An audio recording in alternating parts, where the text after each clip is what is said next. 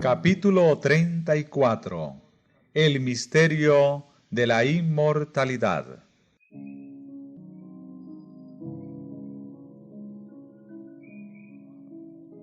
Desde los tiempos más remotos de la historia del hombre, Satanás se esforzó por engañar a nuestra raza. El que había promovido la rebelión en el cielo deseaba inducir a los habitantes de la tierra a que se uniesen con él en su lucha contra el gobierno de Dios. Adán y Eva habían sido perfectamente felices mientras obedecieron a la ley de Dios, y esto constituía un testimonio permanente contra el aserto que Satanás había hecho en el cielo, de que la ley de Dios era un instrumento de opresión y contraria al bien de sus criaturas. Además, la envidia de Satanás se despertó al ver la hermosísima morada preparada para la inocente pareja. Resolvió hacer caer a ésta para que, una vez separada de Dios y arrastrada bajo su propio poder, pudiese él apoderarse de la tierra y establecer allí su reino en oposición al Altísimo.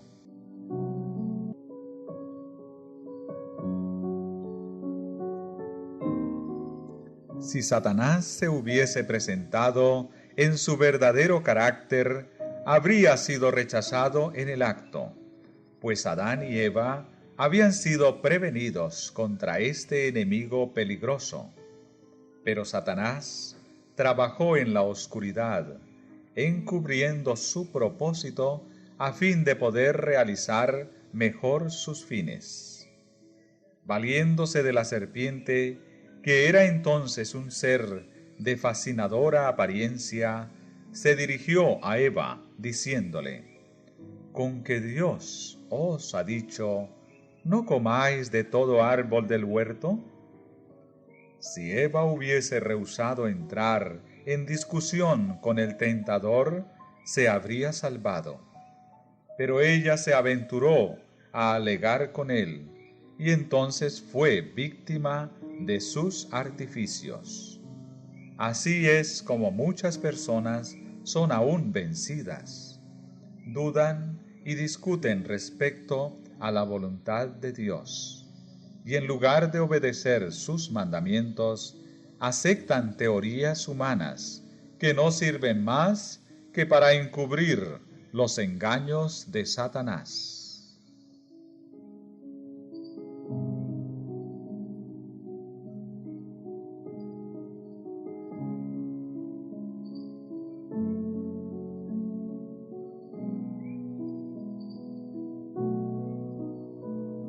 Y respondió la mujer a la serpiente: «Del fruto de los árboles del jardín bien podemos comer, mas del fruto del árbol que está en medio del jardín, ha dicho Dios: no comeréis de él, ni lo tocaréis, no sea que muráis».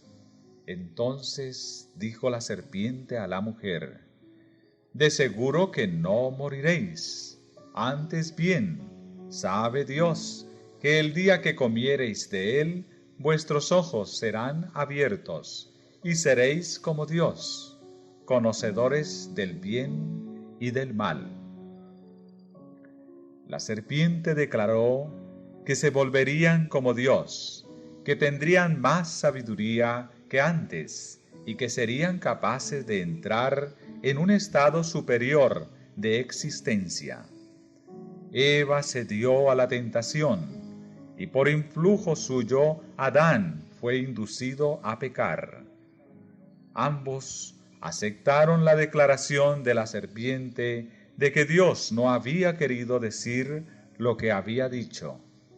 Desconfiaron de su Creador y se imaginaron que les estaba coartando la libertad y que podían ganar gran caudal de sabiduría y mayor elevación quebrantando su ley.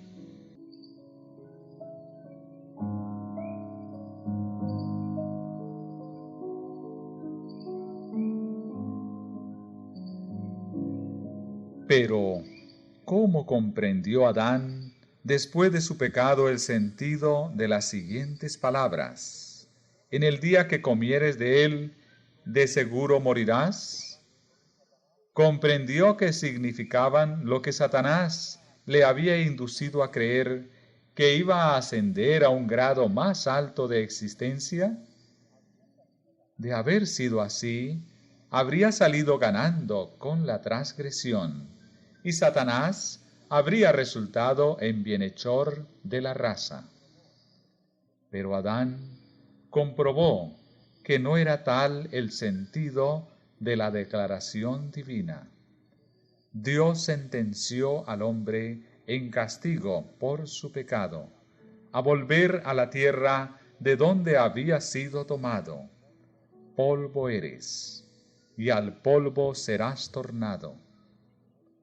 Las palabras de Satanás, vuestros ojos serán abiertos, resultaron ser verdad, pero sólo del modo siguiente.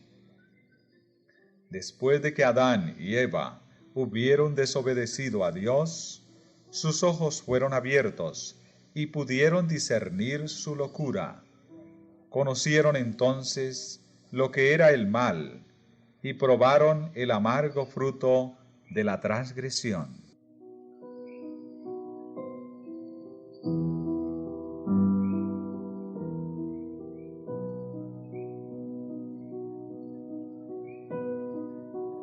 En medio del Edén crecía el árbol de la vida, cuyo fruto tenía el poder de perpetuar la vida.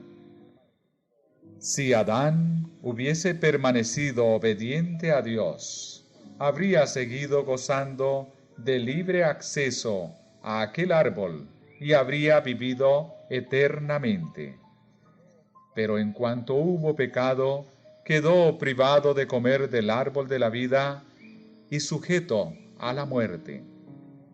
La sentencia divina: polvo eres, y al polvo serás tornado, entraña la extinción completa de la vida.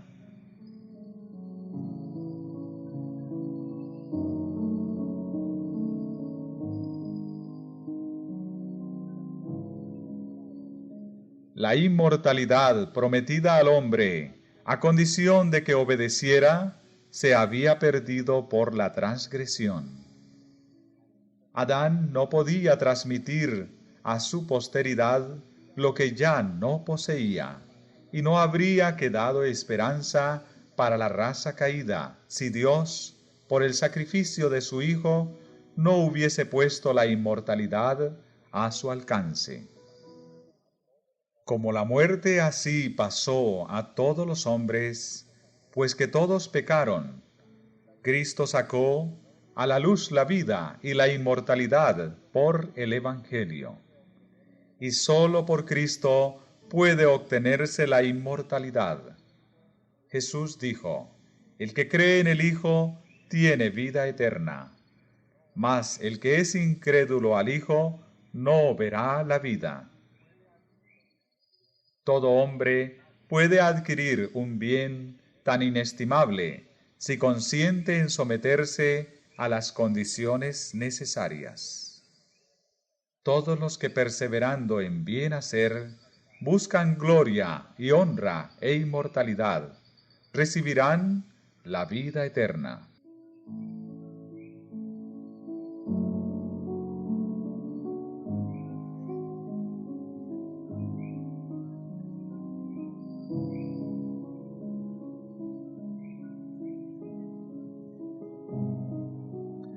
El único que prometió a Adán la vida en la desobediencia fue el gran seductor. Y la declaración de la serpiente a Eva en Edén, de seguro que no moriréis, fue el primer sermón que haya sido jamás predicado sobre la inmortalidad del alma. Y sin embargo, esta misma declaración fundada únicamente en la autoridad de Satanás, repercute desde los púlpitos de la cristiandad y es recibida por la mayoría de los hombres con tanta prontitud como lo fue por nuestros primeros padres. A la divina sentencia, el alma que pecare, esa morirá, se le da el sentido siguiente: el alma que pecare, esa no morirá, sino que vivirá eternamente. No puede uno menos que extrañar la rara infatuación con que los hombres creen sin más ni más las palabras de Satanás y se muestran tan incrédulos a las palabras de Dios.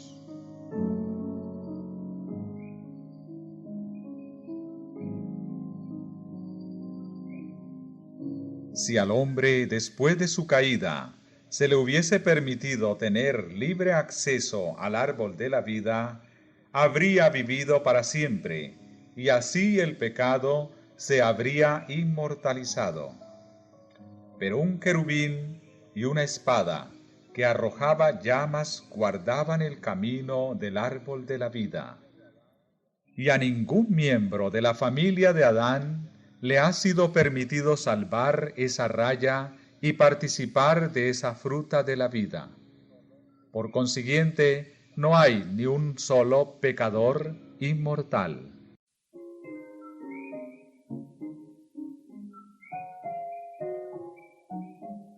Pero después de la caída, Satanás ordenó a sus ángeles que hicieran un esfuerzo especial para inculcar la creencia de la inmortalidad natural del hombre.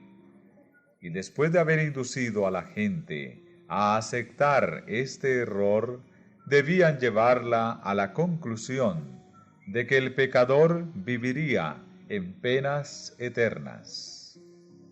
Ahora el príncipe de las tinieblas, obrando por conducto de sus agentes, representa a Dios como un tirano vengativo y declara que arroja al infierno a todos aquellos que no le agradan, que les hace sentir eternamente los efectos de su ira, y que mientras ellos sufren tormentos indecibles y se retuercen en las llamas eternas, su Creador los mira satisfecho.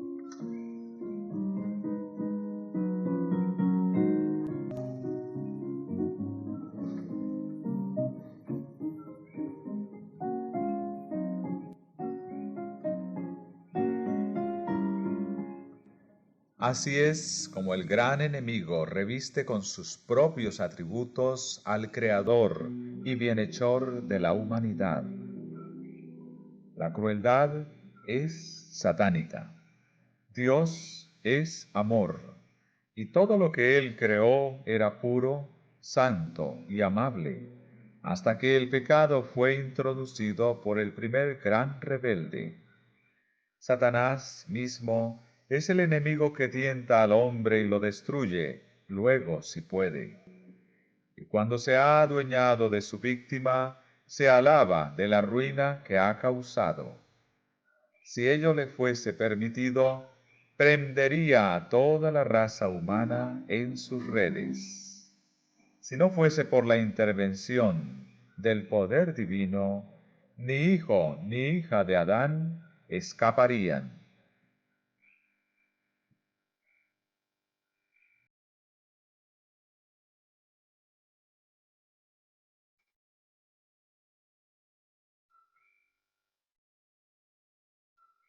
Hoy día Satanás está tratando de vencer a los hombres como venció a nuestros primeros padres, debilitando su confianza en el Creador e induciéndoles a dudar de la sabiduría de su gobierno y de la justicia de sus leyes. Satanás y sus emisarios representan a Dios como peor que ellos, para justificar su propia perversidad y su rebeldía. El gran seductor se esfuerza en atribuir su propia crueldad a nuestro Padre Celestial, a fin de darse por muy perjudicado con su expulsión del cielo por no haber querido someterse a un soberano tan injusto. Presenta al mundo la libertad de que gozaría bajo su dulce cetro, en contraposición con la esclavitud impuesta por los severos decretos de Jehová. Es así como logra sustraer a las almas de la sumisión a Dios.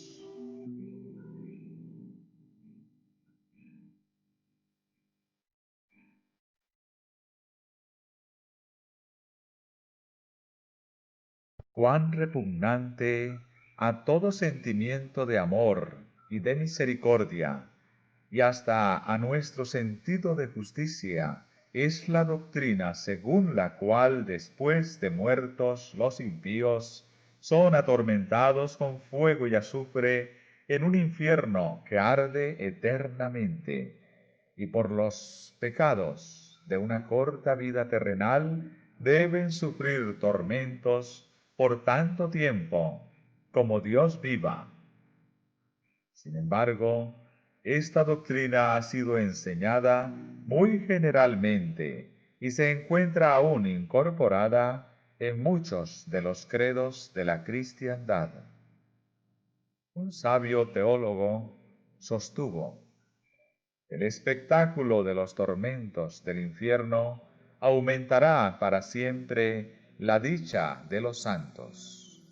Cuando vean a otros seres de la misma naturaleza que ellos y que nacieron en las mismas circunstancias, cuando los vean sumidos en semejante desdicha, mientras que ellos estén en tan diferente situación, sentirán en mayor grado el goce de su felicidad.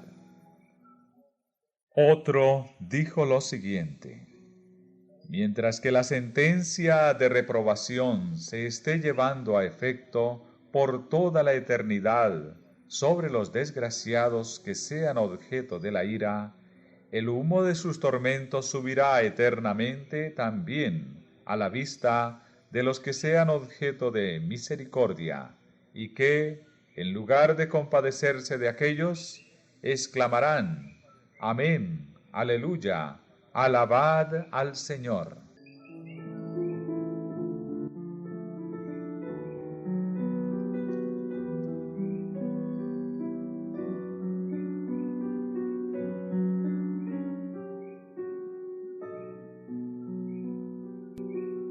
¿En qué página de la palabra de Dios se puede encontrar semejante enseñanza? ¿Los rescatados no sentirán acaso en el cielo ninguna compasión y ni siquiera un leve asomo de humanidad? ¿Habrán quedado esos sentimientos por ventura sustituidos por la indiferencia del estoico o la crueldad del salvaje? No, 1000 veces no. No es esa la enseñanza del libro de Dios. Los que presentan opiniones como las expresadas en las citas anteriores pueden ser sabios y aún hombres honrados, pero han sido engañados por los sofismas de Satanás. Él es quien los induce a desnaturalizar las enérgicas expresiones de las Sagradas Escrituras, dando al lenguaje bíblico un tinte de amargura y malignidad que es propio de él, Satanás, pero no de nuestro Creador. Vivo yo, dice Jehová el Señor, que no me complazco en la muerte del inicuo, sino antes en que vuelva el inicuo de su camino y viva. Volveos, volveos de vuestros malos caminos, pues, ¿por qué moriréis?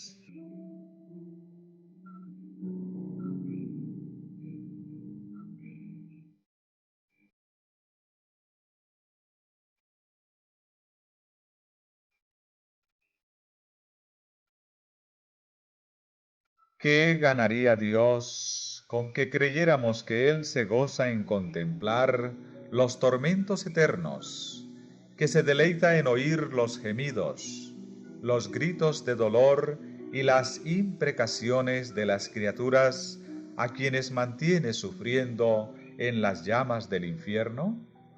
¿Pueden acaso esas horrendas disonancias ser música para los oídos de aquel que es amor infinito?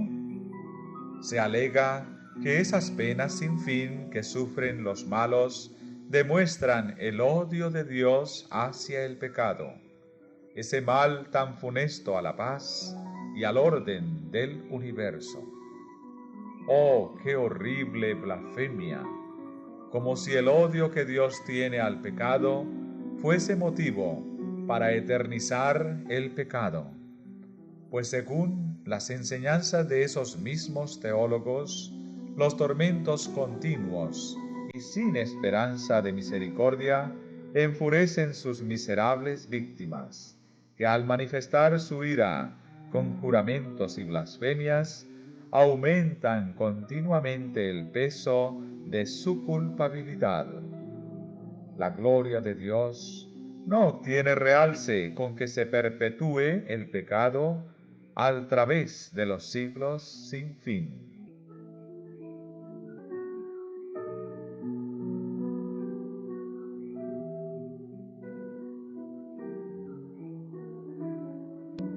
Es incalculable para el espíritu humano el daño que ha producido la herejía de los tormentos eternos. La religión de la Biblia, llena de amor y de bondad, y que abunda en compasión, resulta empañada por la superstición y revestida de terror.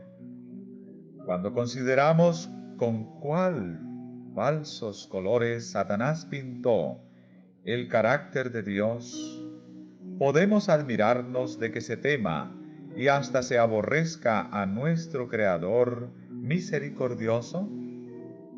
Las ideas espantosas que respecto de Dios han sido propagadas por el mundo desde el púlpito han hecho miles y hasta millones de escépticos e incrédulos.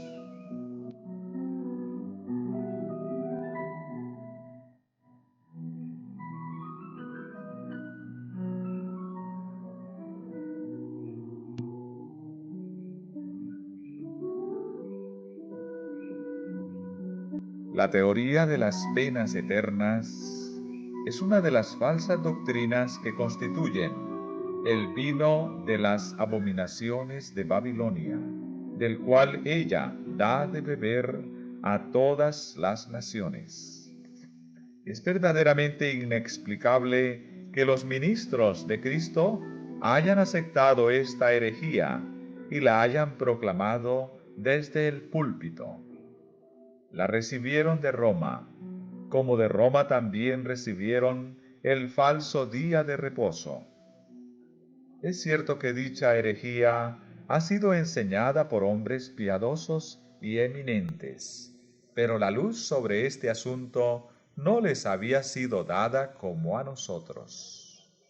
Eran responsables tan solo por la luz que brillaba en su tiempo. Nosotros tenemos que responder por la que brilla en nuestros días. Si nos alejamos del testimonio de la palabra de Dios y aceptamos falsas doctrinas porque nuestros padres las enseñaron, caemos bajo la condenación pronunciada contra Babilonia. Estamos bebiendo del vino de sus abominaciones.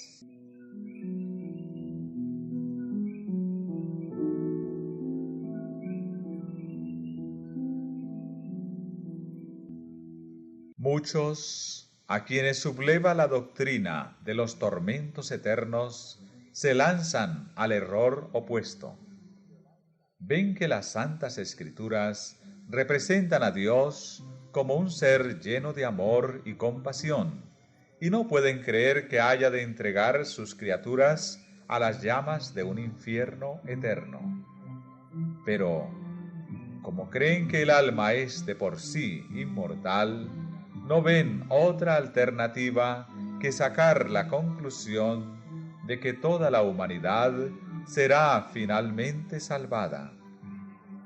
Muchos son los que consideran las amenazas de la Biblia como destinadas tan solo a amedrentar a los hombres para que obedezcan y no como debiendo cumplirse literalmente.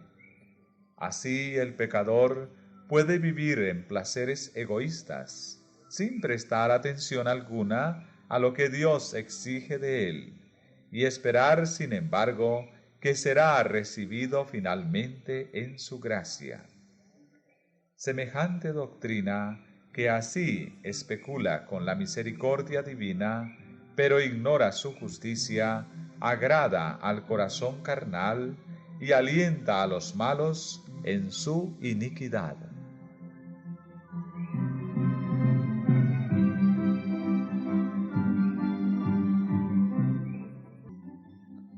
Para muestra de cómo los que creen en la salvación universal tuercen el sentido de las Escrituras para sostener sus dogmas deleterios para las almas, basta citar sus propias declaraciones.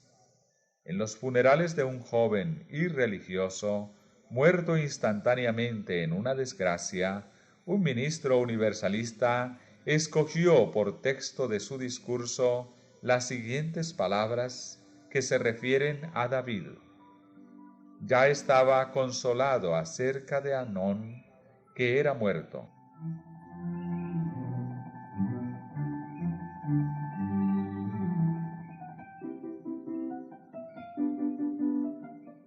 A menudo me preguntan, dijo el orador, ¿cuál será la suerte de los que mueren en el pecado? Tal vez en estado de embriaguez, o que mueren sin haber lavado sus vestiduras de las manchas ensangrentadas del crimen, o como este joven, sin haber hecho profesión religiosa, ni tenido experiencia alguna en asuntos de religión. Nos contentamos con citar las Sagradas Escrituras. La contestación que nos dan al respecto ha de resolver tan tremendo problema. Amnón era pecador en extremo, era impenitente, se embriagó y fue muerto en ese estado. David era profeta de Dios. Debía saber si Amnón se encontraba bien o mal en el otro mundo. ¿Cuáles fueron las expresiones de su corazón? El rey David deseó ver a Absalón, porque estaba consolado acerca de Amnón, que era muerto.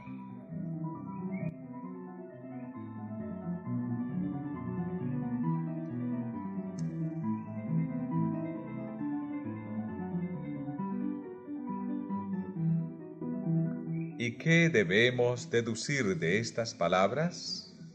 ¿No es acaso que los sufrimientos sin fin no formaban parte de su creencia religiosa? Así lo entendemos nosotros. Y aquí encontramos un argumento triunfante en apoyo de la hipótesis más agradable, más luminosa y más benévola de la pureza y de la paz finales y universales. Se había consolado de la muerte de su hijo. ¿Y por qué? Porque podía con su ojo de profeta echar una mirada hacia el glorioso estado, ver a su hijo muy alejado de todas las tentaciones, libertado y purificado de la esclavitud y corrupciones del pecado, y después de haber sido suficientemente santificado e iluminado, admitido a la asamblea de espíritus superiores y dichosos. Su solo consuelo consistía en que su Hijo amado, al ser recogido del presente estado de pecado y padecimiento, había ido a donde el soplo sublime del Espíritu Santo sería derramado sobre su alma oscurecida, adonde su espíritu se desarrollaría con la sabiduría del cielo y con los dulces transportes del amor eterno, a fin de ser así preparado para gozar con una naturaleza santificada del descanso y de las glorias de la herencia eterna.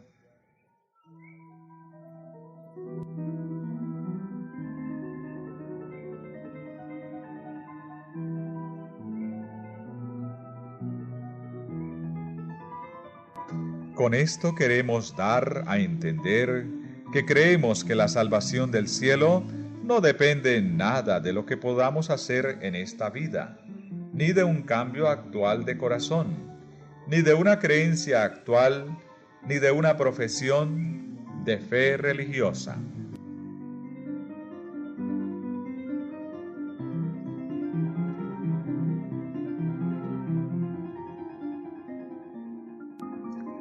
Así es como este profeso ministro de Cristo reitera la mentira ya dicha por la serpiente en Edén. De seguro que no moriréis. En el día que comiereis de él, vuestros ojos serán abiertos, y seréis como Dios. Afirma que los más viles pecadores, el homicida, el ladrón y el adúltero, serán preparados después de la muerte para gozar de la eterna bienaventuranza.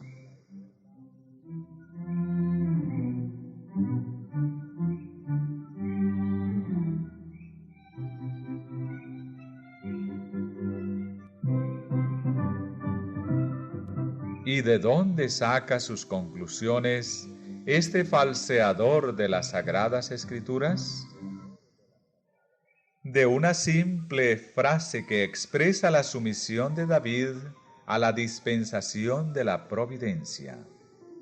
Su alma deseó ver a Absalón, porque estaba consolado acerca de Amnón que era muerto.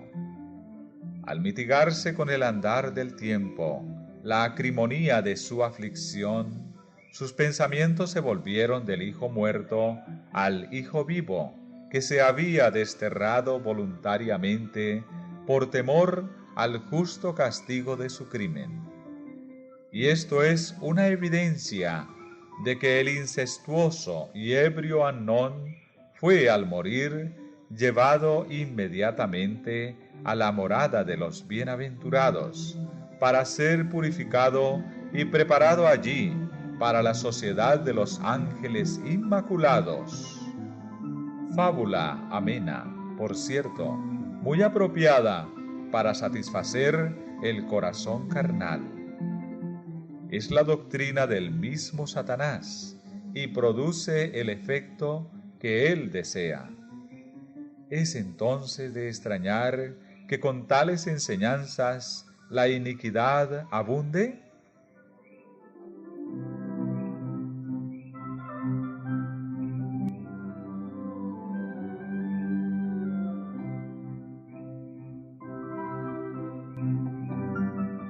La conducta de este falso maestro ilustra la de otros muchos.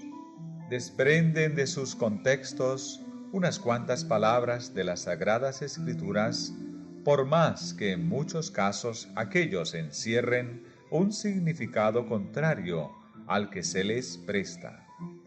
Y esos pasajes así aislados se tuercen y se emplean para probar doctrinas que no tienen ningún fundamento en la palabra de Dios.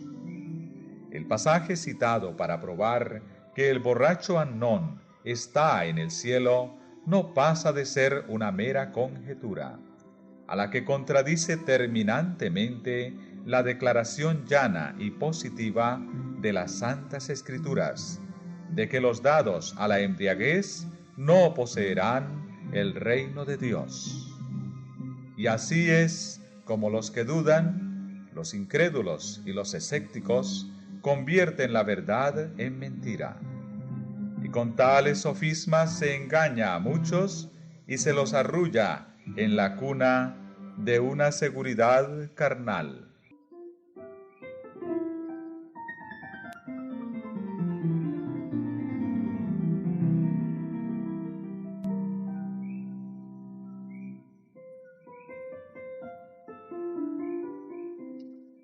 Si fuese cierto que las almas de todos los hombres van directamente al cielo en la hora de la disolución, entonces bien podríamos anhelar la muerte antes que la vida. Esta creencia ha inducido a muchas personas a poner fin a su existencia. Cuando está uno anonadado por los cuidados, por las perplejidades y los desengaños, parece cosa fácil romper el delgado hilo de la vida y lanzarse hacia la bienaventuranza del mundo eterno.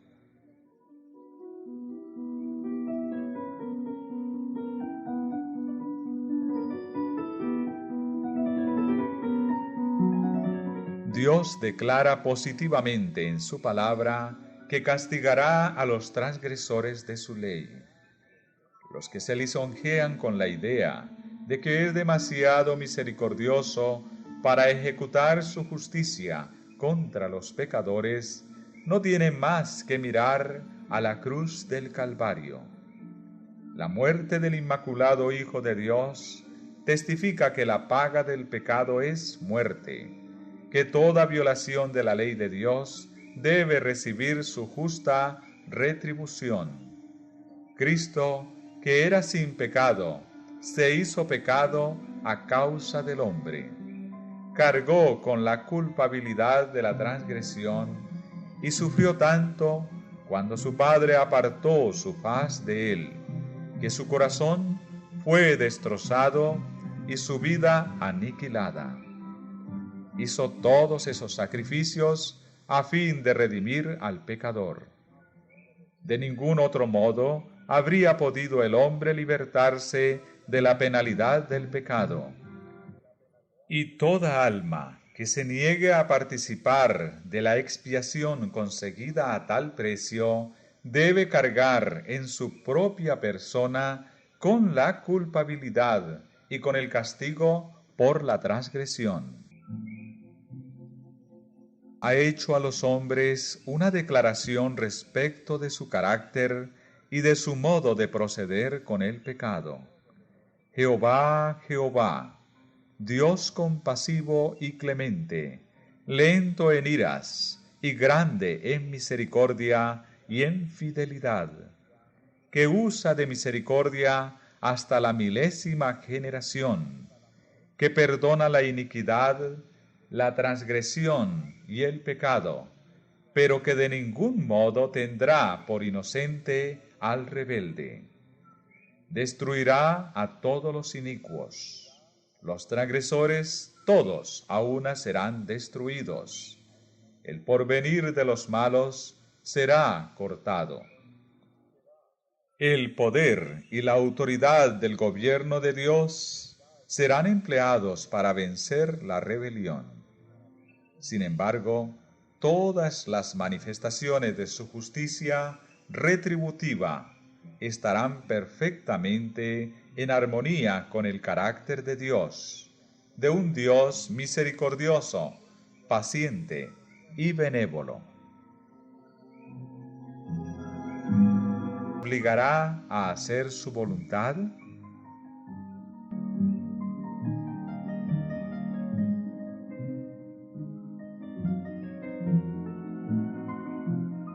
Los que han escogido a Satanás por jefe y que se han puesto bajo su poder, no están preparados para entrar en la presencia de Dios. El orgullo, el engaño, la impureza, la crueldad se han arraigado en sus caracteres. Pueden entonces entrar en el cielo para morar eternamente con aquellos a quienes despreciaron y odiaron en la tierra. La verdad no agradará nunca al mentiroso. La mansedumbre no satisfará jamás a la vanidad y al orgullo. La pureza no puede ser aceptada por el disoluto. El amor desinteresado no tiene atractivo para el egoísta. ¿Qué goces podría ofrecer el cielo a los que están completamente absorbidos en los intereses egoístas de la tierra?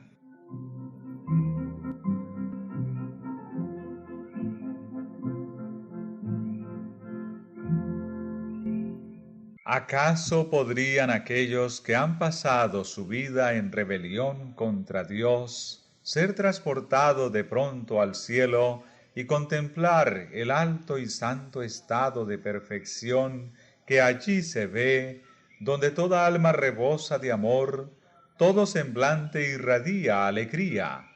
La música arrobadora se eleva en acordes melodiosos en honor a Dios y al Cordero, y brotan raudales de luz del rostro de aquel que está sentado en el trono e inundan a los redimidos? ¿Podrían acaso aquellos cuyos corazones están llenos de odio hacia Dios y a la verdad y a la santidad alternar con los ejércitos celestiales y unirse a sus cantos de alabanza? ¿Podrían soportar la gloria de Dios y del Cordero? No, no. Años de prueba les fueron concedidos para que pudiesen formar caracteres para el cielo, pero nunca se acostumbraron a amar lo que es puro, nunca aprendieron el lenguaje del cielo, y ya es demasiado tarde. Una vida de rebelión contra Dios los ha inhabilitado para el cielo. La pureza, la santidad y la paz que reinan allí serían para ellos un tormento. La gloria de Dios, un fuego consumidor. Ansiarían huir de aquel santo lugar. Desearían que la destrucción los cubriese de la faz de aquel que murió para redimirlos. La suerte de los malos queda determinada por la propia elección de ellos. Su exclusión del cielo es un acto de su propia voluntad y un acto de justicia y misericordia por parte de Dios.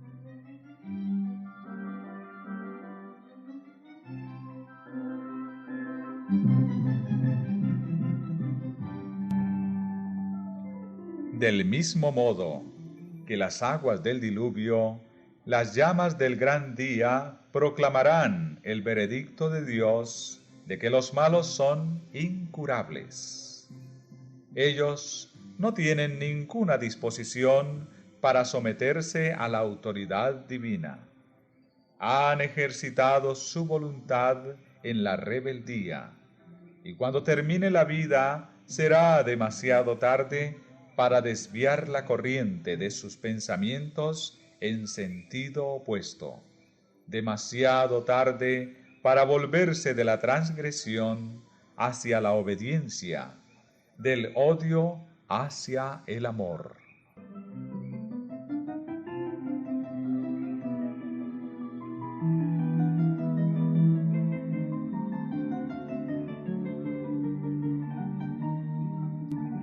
Al perdonarle la vida a Caín, el homicida, Dios dio al mundo un ejemplo de lo que sucedería si le fuese permitido al pecador seguir llevando una vida de iniquidad sin freno. La influencia de las enseñanzas y de la conducta de Caín arrastraron al pecado a multitudes de sus descendientes, hasta que la malicia de los hombres era mucha en la tierra, y que todo designio de los pensamientos del corazón de ellos era de continuo solamente el mal. Y corrompióse la tierra delante de Dios, y estaba la tierra llena de violencia.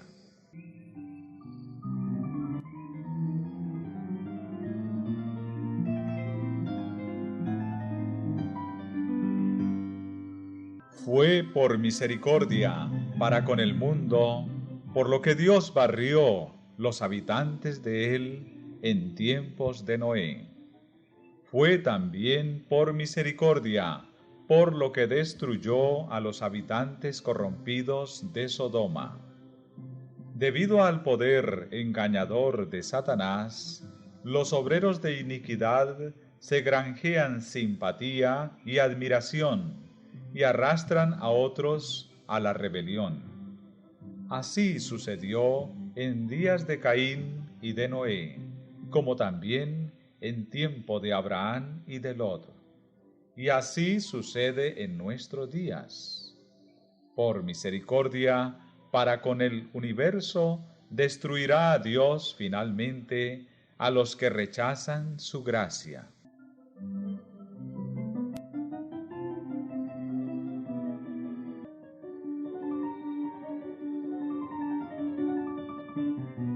Porque la paga del pecado es muerte, mas la dádiva de Dios es vida eterna en Cristo Jesús, Señor nuestro. Mientras la vida es la heredad de los justos, la muerte es la porción de los impíos. Moisés declaró a Israel: Mira, yo he puesto delante de ti hoy la vida y el bien, la muerte y el mal. La muerte de la cual se habla en este pasaje no es aquella a la que fue condenado Adán, pues toda la humanidad sufre la penalidad de su transgresión. Es la muerte segunda, puesta en contraste con la vida eterna.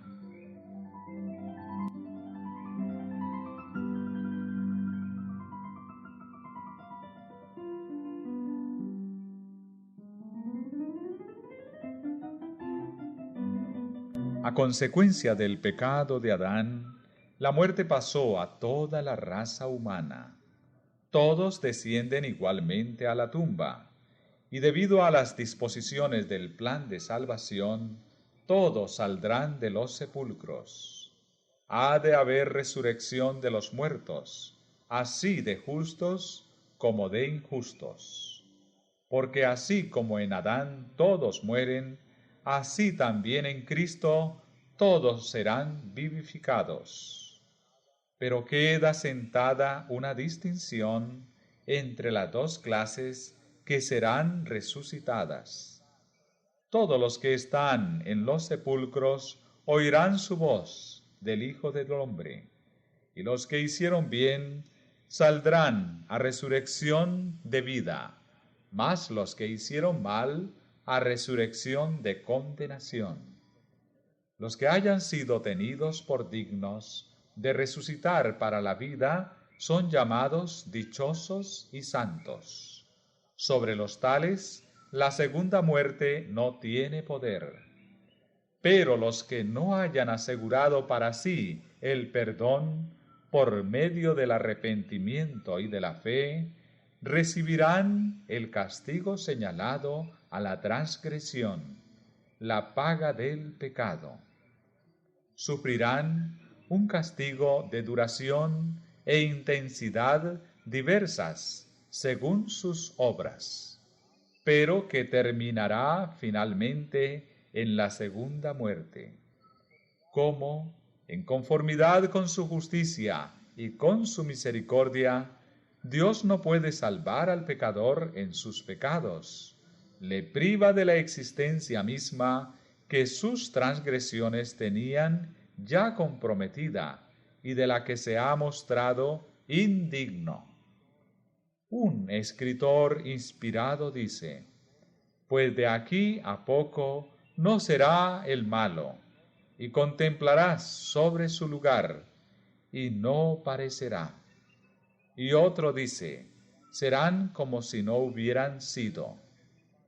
Cubiertos de infamia, caerán en irreparable y eterno olvido.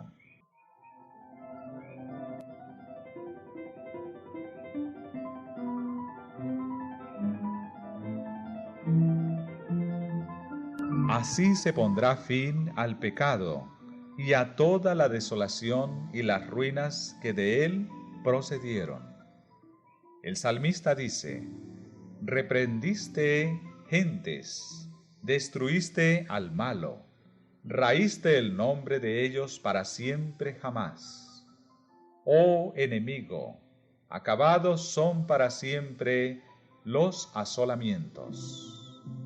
San Juan, al echar una mirada hacia la eternidad, oyó una antífona universal de alabanzas que no era interrumpida por ninguna disonancia. Oyó a todas las criaturas del cielo y de la tierra rindiendo gloria a Dios.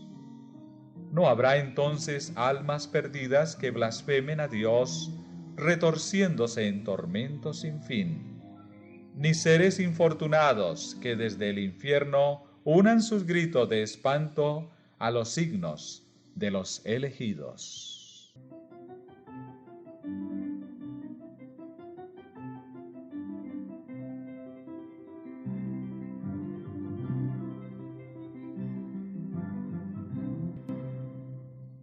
En el error fundamental de la inmortalidad natural descansa la doctrina del estado consciente de los muertos, doctrina que, como la de los tormentos eternos, está en pugna con las enseñanzas de las sagradas escrituras, con los dictados de la razón y con nuestros sentimientos de humanidad.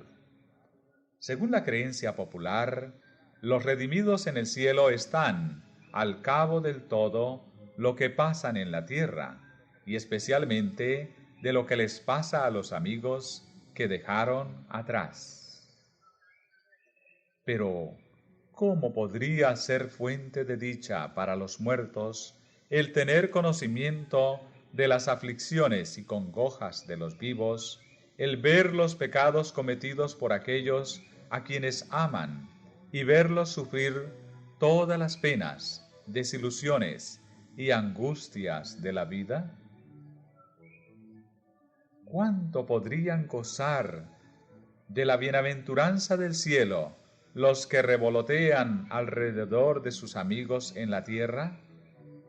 ¿Y cuán repulsiva es la creencia de que apenas exhalado el último suspiro, el alma del impenitente es arrojada a las llamas del infierno?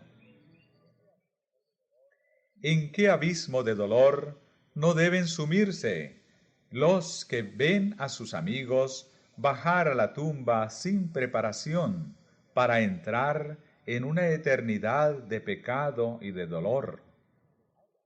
Muchos han sido arrastrados a la locura por este terrible pensamiento que los atormentara. ¿Qué dice las Sagradas Escrituras a este respecto? David declara que el hombre no es consciente en la muerte. Saldrá su espíritu, tornaráse en su tierra, en aquel día perecerán sus pensamientos. Salomón da el mismo testimonio, porque los que viven saben que han de morir, mas los muertos nada saben. También su amor y su odio y su envidia feneció ya, ni tiene ya más parte en el siglo, en todo lo que se hace debajo del sol. A donde tú vas no hay obra, ni industria, ni ciencia, ni sabiduría.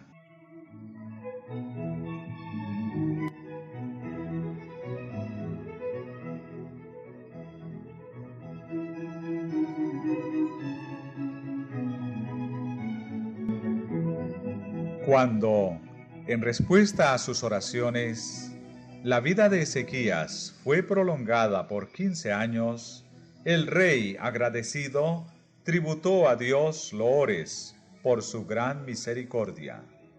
En su canto de alabanza, dice por qué se alegraba.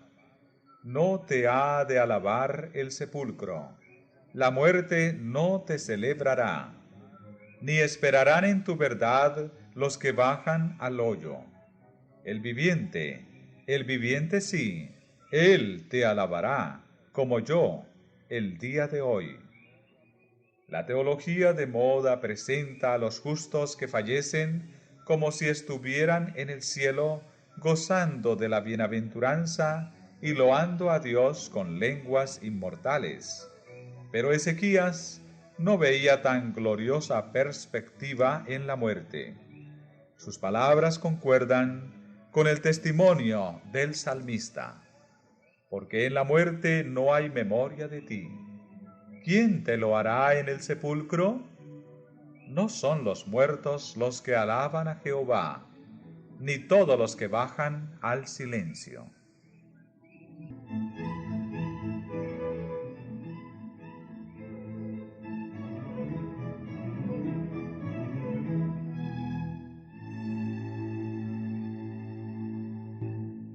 En el día de Pentecostés, San Pedro declaró que el patriarca David murió y fue sepultado, y su sepulcro está con nosotros hasta el día de hoy, porque David no subió a los cielos.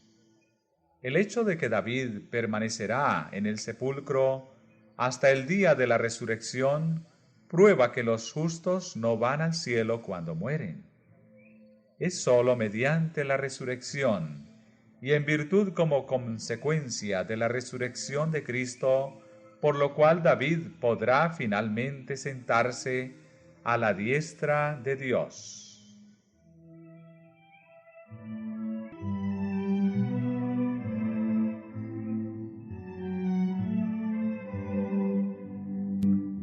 Y San Pablo dice: porque si los muertos no resucitan, tampoco Cristo resucitó. Y si Cristo no resucitó, vuestra fe es vana, aún estáis en vuestros pecados. Entonces también los que durmieron en Cristo son perdidos. Si desde hace 4000 años los justos al morir hubiesen ido directamente al cielo, ¿cómo habría podido decir San Pablo que si no hay resurrección, también los que durmieron en Cristo son perdidos? No habría necesidad de resurrección.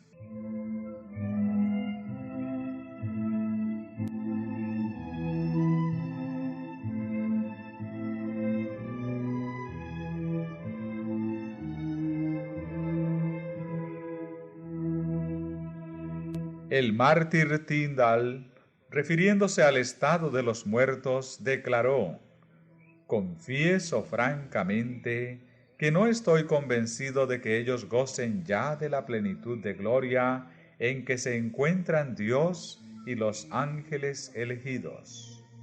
Ni es tampoco artículo de mi fe, pues si así fuera, entonces no puedo menos que ver que sería vana la predicación de la resurrección de la carne.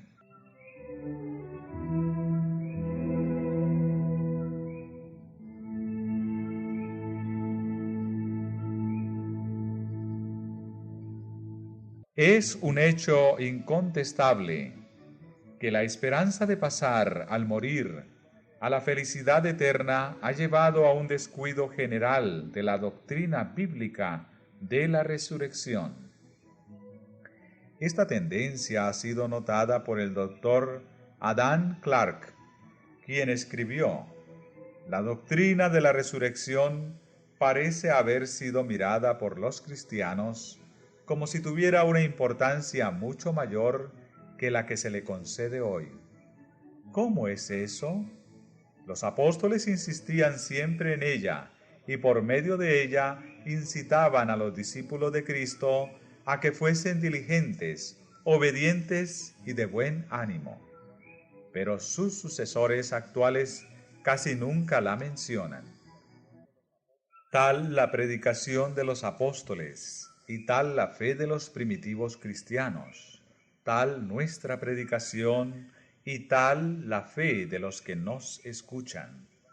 No hay doctrina en la que el Evangelio insista más, y no hay doctrina que la predicación de nuestros días trate con mayor descuido.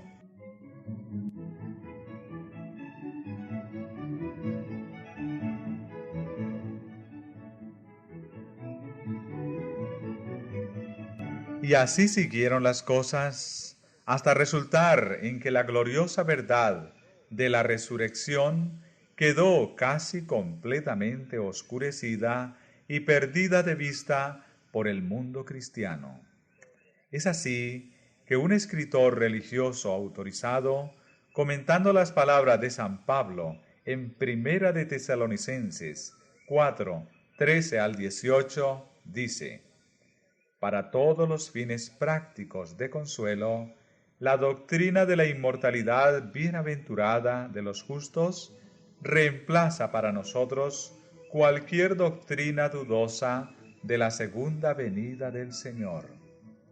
Cuando morimos es cuando el Señor viene a buscarnos. Eso es lo que tenemos que esperar y para lo que debemos estar precavidos. Los muertos ya han entrado en la gloria. Ellos no esperan el sonido de la trompeta para comparecer en juicio y entrar en la bienaventuranza.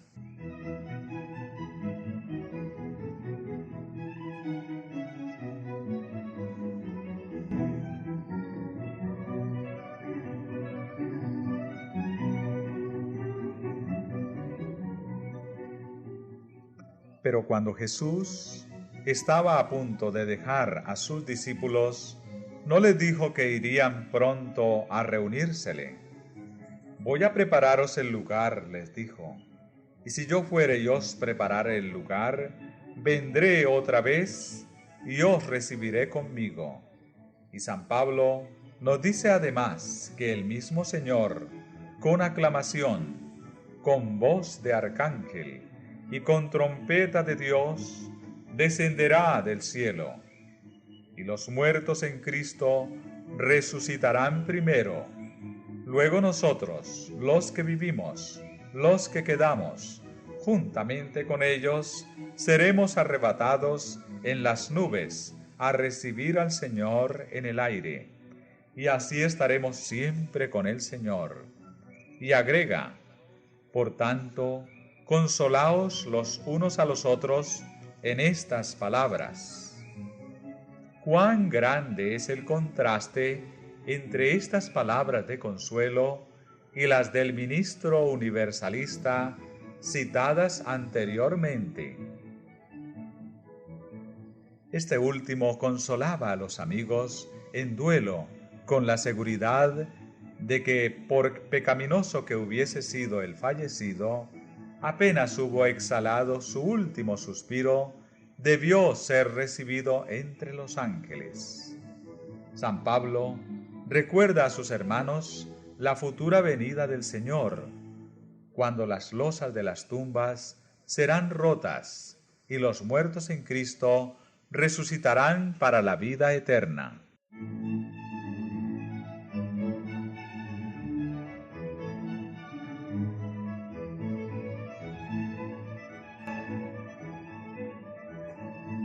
Antes de entrar en la mansión de los bienaventurados, todos deben ser examinados respecto a su vida.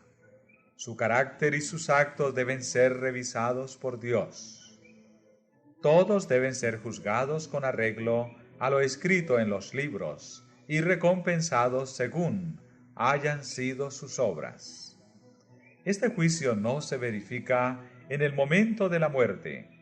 Notad las palabras de San Pablo: por cuanto ha establecido un día en el cual ha de juzgar al mundo con justicia, por aquel varón al cual determinó, dando fe a todos con haberle levantado de los muertos.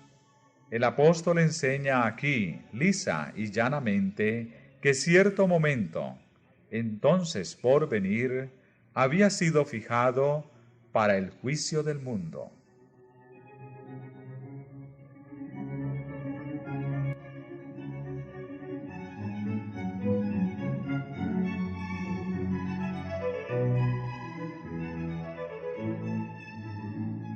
San Judas se refiere a aquel mismo momento cuando dice: a los ángeles que no guardaron su original estado, sino que dejaron su propia habitación, los ha guardado en prisiones eternas, bajo tinieblas, hasta el juicio del gran día.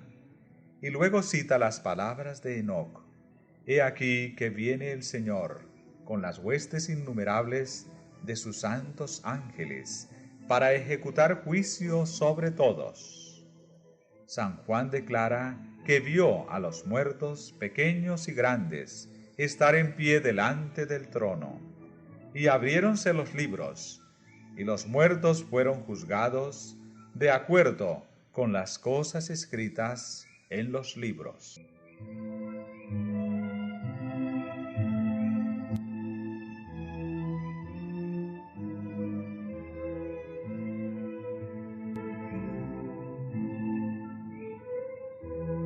Pero si los muertos están ya gozando de la bienaventuranza del cielo, o están retorciéndose en las llamas del infierno, ¿qué necesidad hay de un juicio venidero?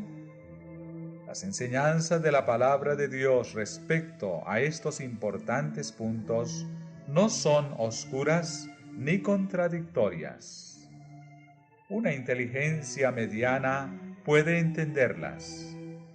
Pero, ¿qué espíritu imparcial puede encontrar sabiduría o justicia en la teoría corriente? ¿Recibirán acaso los justos después del examen de sus vidas en el día del juicio esta alabanza?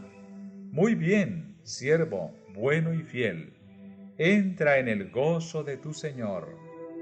Cuando ya habrán estado habitando con Él, tal vez durante siglos, se sacará a los malos del lugar de tormento para hacerles oír la siguiente sentencia del juez de toda la tierra: apartaos de mí, malditos, al fuego eterno. Burla solemne, vergonzosa ofensa inferida a la sabiduría y justicia de Dios.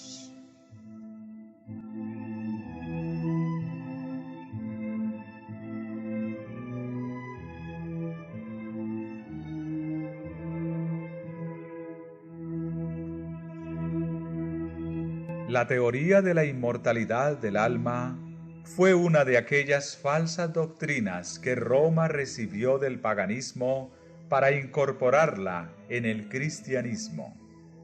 Martín Lutero la clasificó entre las fábulas monstruosas que forman parte del estercolero romano, de las decretales. Comentando las palabras de Salomón en el Eclesiastés de que los muertos no saben nada, el reformador dice: otra prueba de que los muertos son insensibles. Salomón piensa que los muertos están dormidos y no sienten absolutamente nada, pues los muertos descansan sin contar ni los días ni los años. Pero cuando se despierten, les parecerá como si apenas hubiesen dormido un momento.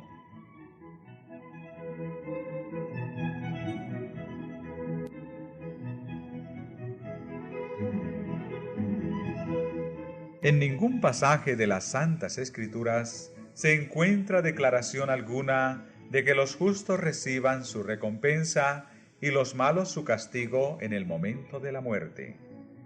Los patriarcas y los profetas no dieron tal seguridad.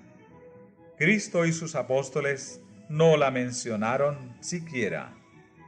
La Biblia enseña a las claras que los muertos no van inmediatamente al cielo.